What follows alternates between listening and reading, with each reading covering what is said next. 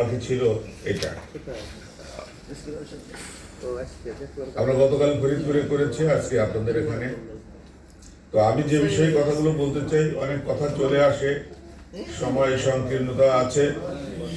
আমার পরবর্তী আলোচক আছেন আমাদের সুপ্রিম কোর্টের অ্যাপিলেট ডিভিশনের সম্মানিত মাননীয় বিচারপতি এ কে আব্দুল হাকিম মহোদয়। উনি অনেকগুলো আইন সংশ্লিষ্ট বিষয়ে কথা বলবেন। আপনাদের সাথে যে ট্রেনিং প্রশিক্ষণ সহায়িকা দেওয়া আছে, ট্রেনিং ম্যানুয়াল যেটা, এইখানে আপনারা দেখবেন যে অনেকগুলো আইন, কন্টেন্টে যান, কন্টেন্টে গেলে দেখবেন যে অনেকগুলো আইন আছে।